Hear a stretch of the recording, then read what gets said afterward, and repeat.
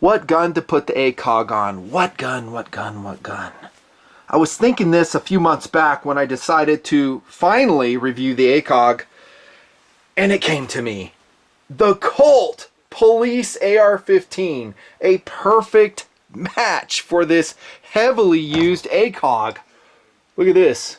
We did not buy it new. Tactical Doodle went out hunting for this thing and found it. I don't know where. It is a genuine ACOG. It looks like it has been through a couple tours in Iraq, which I like, and so does the gun. The gun is just awesome. I have a couple videos out on this gun already. I believe it was produced in Canada in a police contract. Again, AR-15A3 Colt. It's just a standard Colt AR, heavily used, reliable, accurate, and awesome. Perfect match for the ACOG, right? Perfect match. And I think this ACOG will live on top of this Colt forever. Yes, ladies and gentlemen, it is an ACOG review in TMP. The ACOG, dude, it's excellent. It really is. I drug my feet on the review because it's just really darn expensive. About $1,000 for a genuine ACOG. Now, we didn't pay that for the used one, and maybe you get lucky and you go find a clean used one as well. You'll pay less. Awesome. But $1,000 is a lot of money to a lot of people, especially for one optic. And so, do I think it is the best optic you can put on your AR as a civilian? Well, I'll be honest, I'll say no, it's not. Now, there's some asterisks there, and I will explain as the review progresses. But I also will say I don't think you're wrong to put an ACOG on, and I think it makes a lot of sense. What you really need to do is nail down what you want to do with your AR. Is it a CQB format? Is it a dual purpose format? Close range, long range? Are you going to compete with it? Is it just a recreational gun? Is it a collectible piece? You know, there's lots of different flavors of ARs out there, and for that matter, tactical carbines in general. I mean, obviously, this one's set up for an AR, but you could adapt it to other guns.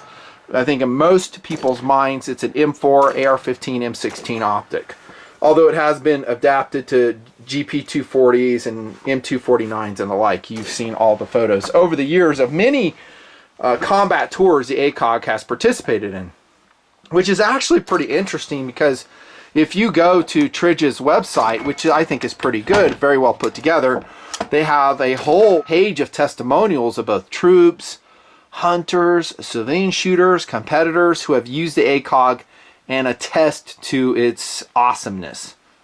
And I think that's excellent they have that. I'll roll in some of that as we go, and I don't doubt for a second any of that is completely valid. It is. It's war proven. So if you decide, let's say for this model, and this is ACOG, it's 4x32, it's basically a USMC RCO, same one, wearing a TA51 screw-on mount, not a QD mount on this particular application. But if you decide, hey, this is the one for me, the 4-power, again, I don't fault you at all. I think it makes a lot of sense. But for the same money, for about the same weight, I'm going to show you an optic on this gun right here, this AR build I did. And maybe just as an option, think about that. You know, is that the absolute, you know, best choice for you? I don't know. That's cool. The thing that you get with an ACOG, I'm going to roll into this right off, is durability. I think that's why the troops love it so, because it is made out of 7075 T6 aluminum forged. Is basically the same material as your forged AR-15.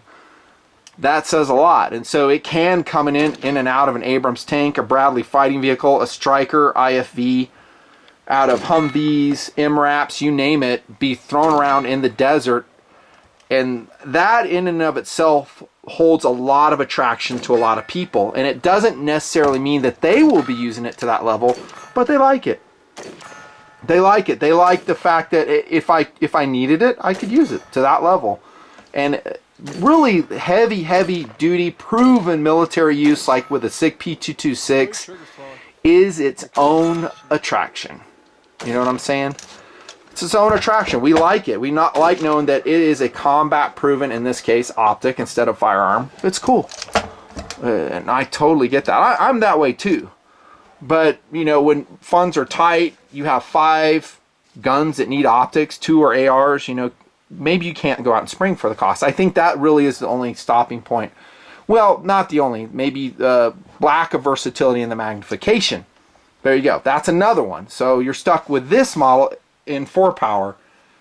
If you go to their website, or if you go to any of the authorized dealers, I'll put probably some Amazon links down there. I get like 2.3 cents if you buy one. Awesome. And I'll go buy, I don't know, another knife for testing and review here in TMP. But if you go there, Amazon, or perhaps Trijicon's own website, look at all the different models.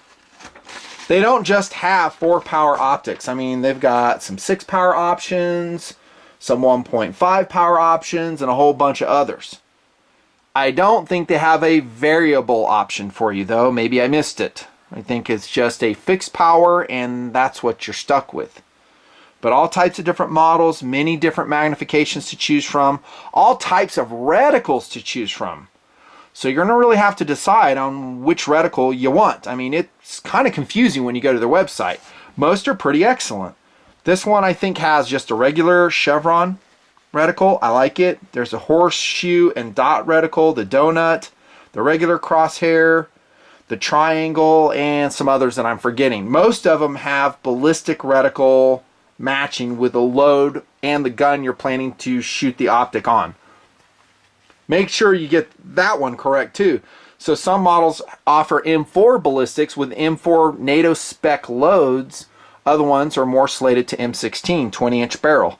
I'm talking about the reticles, and I'll roll in some footage as we go of what I'm talking about.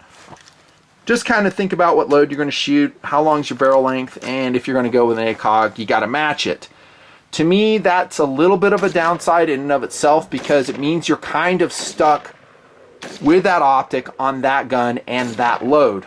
There is a little bit, I think, more versatility with commercial reticles and scope and optic systems where you can actually use some software, change it up. Nikon does this, Leopold does this. A lot of manufacturers do this, and you can actually use the same reticle, but it will have different meaning for different loads that you've determined through software application. So there you go. That's just minor thing. Now, as we look at the optic itself, again, made like a tank, it is superb, and it's also tritium and fiber optic. So in the daytime, this fiber optic on the top will gather all types of light. Works great. It's usually going to illuminate just one portion of the reticle, and this one, it illuminates the chevron. Super excellent. And then when it gets dark, you have tritium. The good side is it doesn't need exposure to light to glow. You guys know how tritium works. And maybe you know that after about 12 years, it will be pretty dim. This might be a downside to buying a used ACOG like we did, because this one is pretty dim. How old is this one? Didn't do a serial number check, but I probably would think at least 8 years old. So we probably got 4 more years of useful illumination with the trit on it, and then the fiber optic will work forever. So it is what it is. We just deal with it. The weight is substantial. It's 15 ounces, and that's, by the way, with the mount, because forged aluminum, firepower versus mobility, it's my old discussion. This is built well, and you're just paying for it. Now, that's not exceptionally heavy, but if you go with like a Hollow Sun reflex dot, that's 4 ounces. Again, getting back to what I said, you need to determine what your ranges are. If you're 0 to 50 yards, I think this is huge overkill. You know, it's 4 power. And I think it's funny that Trig will say, well, you can use the bind-in aiming concept, which is basically both eyes open, and then you just put the chevron on your target. So it superimposes through the function of your brain the chevron onto your target. So you don't have to squint with one eye. You can shoot with both eyes open, even very close. That wasn't, in my estimation, it was not developed by Trijicon. This was way back in the 70s. They had reflex sights, I think from Weaver back in the 70s, that used the same principle, that you just shot with both eyes open, and it had a fluorescent, it had like a glass tube and a fiber optic gathering red dot in it, and then it would superimpose on there. There are BB gun sights like that in the freaking 80s and 90s. But Trig is saying, you know, they come up with it. They call it the BAC. Cool.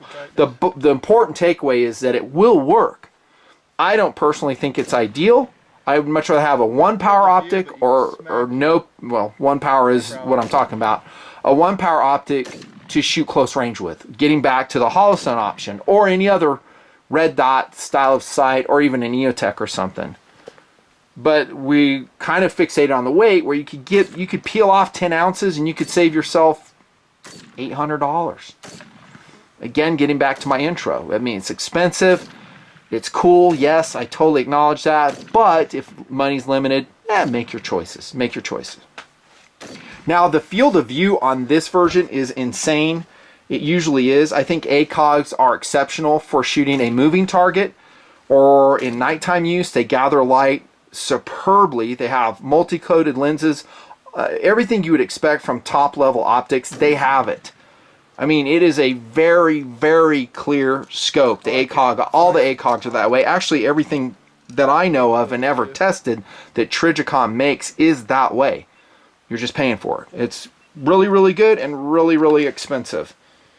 But 37 feet at 100 yards is the FOV, if I'm getting my data right. Could be a little bit more, a little bit less. There are complaints about the eye relief, that it's kind of critical. It's about 1.5 inches. Guys will complain about that, and they say you got to get it just right. But I think everyone's putting up with it because everything they get out of it. The reticle, I don't know if I hit it as far as user preference goes. Guys love the reticle in the ACOG. I think a lot of it's patented. You won't find it in other optics, and it's fast and it's precise. I don't mind finding or shooting ACOG reticles at all. I actually like them. They do take a little bit of getting used to, though. Know that. So field of view, very bright, very tough. Oh, but yeah, I forgot to mention this. It's a favorite of anybody who goes underwater because it's waterproof to like 5 billion feet too. Now, I may be exaggerating just slightly on that 5 billion feet, but it's pretty waterproof. It's basically swimmable. So that's a huge advantage over a commercial optic. Like the one I want to show you, it's not swimmable. I mean, there have actually been some of these brands of scopes dug up off the pond bottoms, and they were totally functionable. But we're talking like Navy SEAL ops launching out of a submarine at 100 meters and swimming to the surface. ACOG can go through it. So it's kind of cool. Now we look at the construction of the ACOG. Again, there's all types of variations. There are some that have a piggyback mini red dot right here. In fact, I saw one on Trijicon's website. It was an ACOG RMR combo from the factory. And you have some that have, coarse aiming sights up here, ACOGs. Usually those extra features will be much more expensive, especially if you get a red dot. For me, I like it as is, clean. I think it functions. And again, you can shoot it with both eyes open, close range. Another clue bird, you're looking at something with military specification quality.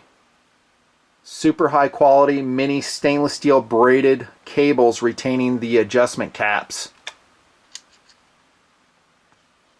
Then as we unscrew one, we'll look at the quality under here. O-rings, of course, brass, stainless steel, and you can see this one wears some character. Like this, look at all the character of this fiber optic tube. I mean, this thing is beat, but yet serviceable. Such a cool match on this Colt AR. Such a cool match. Again, it just wears and wears and wears. Right up until your tritium eventually dies, but again, you'll still have this at least. So that's cool. Standard adjustments, they're marked. You can use the base of a cartridge if you want. I use my, of course, Swiss Army knife Cadet to adjust those. No adjustments in the cap. Sometimes they have screwdrivers and commercial things you can spin them around with. Actually, on the exterior of the cap is what I'm thinking. Holosun does that. Not here. It's just proven, simple, and it works. Standard adjustments forward and back. I should say up and down, left and right is what I meant to say. And then we'll look at the serial number here. This is important. You don't want to get a fake ACOG. It's going to have an engraved, laser engraved serial number on the eyepiece and on the body. It will have this scan code on the side with a tritium warning. It will have in raised lettering, forged raised lettering, so not pop metal, Trijicon ACOG or something of that sort, which you can see right there. Now I say this because what has been happening in the years past, I think they put an end to this, is guys were ordering a real ACOG in Amazon and they had bought an airsoft fake ACOG, and they totally ripped off Amazon. They'd say, yeah, this isn't right, and they would ship back, you guessed it, the fake optic. And whoever accepted return didn't know any better. And so they just put it back in inventory, put it back in stock. Someone else ordered an ACOG for $1,050. They ship it out, and what do they get? An airsoft ACOG. So some of the reviews you read in Amazon, that was when that process was happening. I can pretty much guarantee you they have put an end to that. It wasn't the vendor sending those out. It is someone who was lying, cheating, stealing a $1,000 optic and putting back into the box a $75 airsoft ACOG ripoff. It's a shame people do that. They do. Buyer beware. That's the features though. Pure and simple on the ACOG. Good look at this side. Now there's some really cool accessories that will come with some models of ACOG. Kill flash, that is TA91, that's the part number. Comes with a lot of ACOGs. It's just a cross screen that will go in the front that will, oh, you guessed it, prevent any flash to your enemy. A lot of guys like that just for second cool. I personally wouldn't need it in a tactical environment. I've never done it to any of my other optics, so why would I have to do it to an ACOG? Although you could make the argument that this is not deep into the bell like a regular scope. So see how you have a reflective surface, the exterior lens here? I could kind of see that. They go, well, it's, you know, sun can glint off that and give your position away. Whereas a scope, it's actually inset deeper. Gotcha. TA94, the flip up caps. Again, some models of ACOG come with all these accessories, but again, you'll pay for it. And then you have a QR mount, quick release, TA98. This is again the TA51 screw on, thumb screw on. And I would just go with this one. It's cheap enough, works great, and I don't plan on taking it off. And it's rugged enough, I don't think you ever have to worry about it breaking. The ACOG. Now, competitive options. I could spend another half hour talking about them. I do plan to do a couple more scope videos, so stay subscribed. Thanks to Patreon members, TMP Patreon, it's at the top there. It's the reason I stay motivated in the work, since YouTube has basically defunded our type of channels. Yes, you will see ads, but our cost share on those ads is pretty dismal. We don't make a lot of money off of that anymore. Definitely not enough to pay the bills. But competitive option number one would be this, and it is, let me get the number right, is a Leopold VX6 1-to-6 power 24 millimeter. It is right here, I'll show it to you. 120441. It's the same weight, 14.6 ounces, and it was $960. Has a CMR2 reticle in it. This is my Bravo company Mag Tactical. They're gone, by the way. AR-15 build, and it is wicked. Wearing a BCM lightweight and a Checkmate suppressor. Love it. Makes me happy. Shoots really good. I took one of these out to the desert yesterday. It was an identical build, and I shot 77s through the same barrel, and it basically produced half MOA. Wow. Yeah, that excites me. But the scope excites me too. I love this scope. As a civilian, I would recommend probably this scope over an ACOG. What? It's not nearly as durable.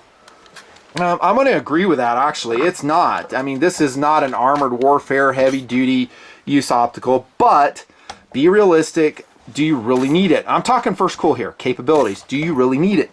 You jumping in and out of a striker vehicle? No. Will you occasionally drop your optic? Yeah, you might. Actually, early in TMP, I showed me dropping a Leopold onto the concrete. It was a model very similar to this one. It landed right on, I think, the scope bell, and it did not break. I lost zero. I totally lost zero, but it didn't break.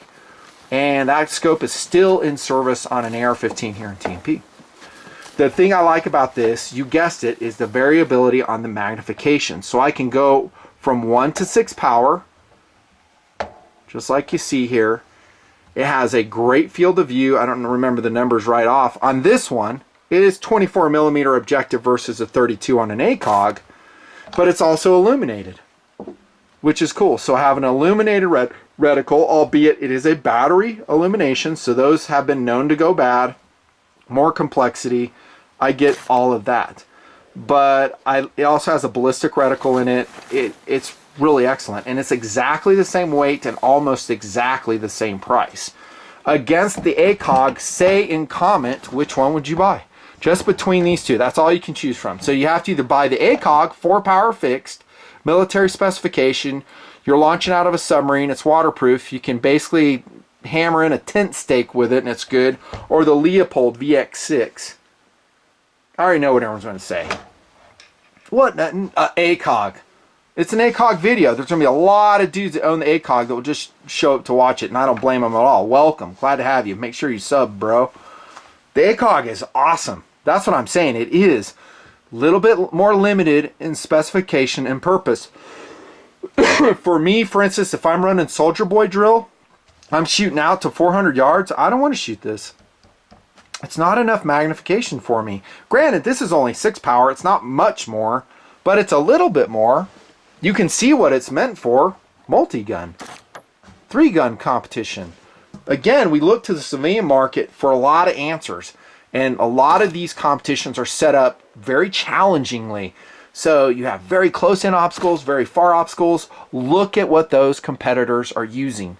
If the ACOG is the best scope for the job, they would be using it. It's not. They're using something like this. Variable power. They're going to have a quick tab on the adjustment ring, the variability ring, so they can make quick adjustments to their magnification. Lever is what I'm trying to say.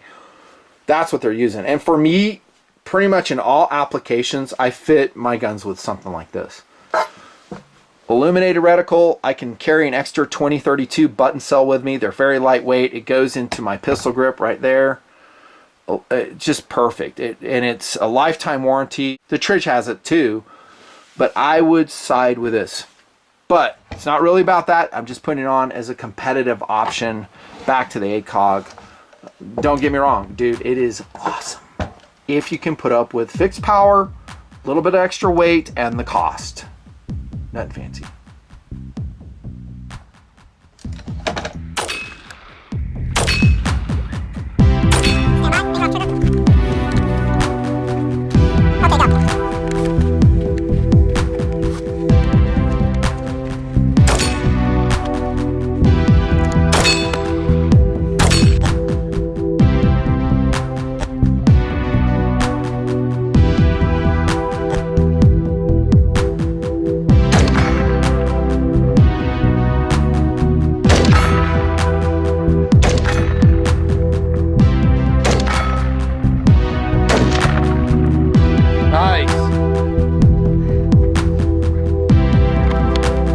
Like 14 in a row.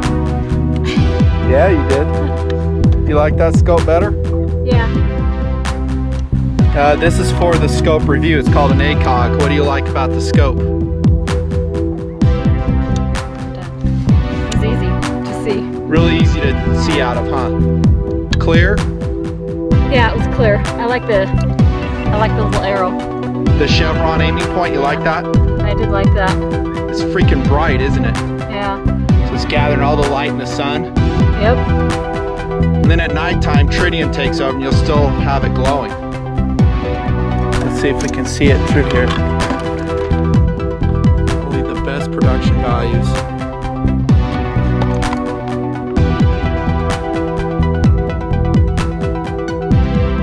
I like that one. The recoil's better on that.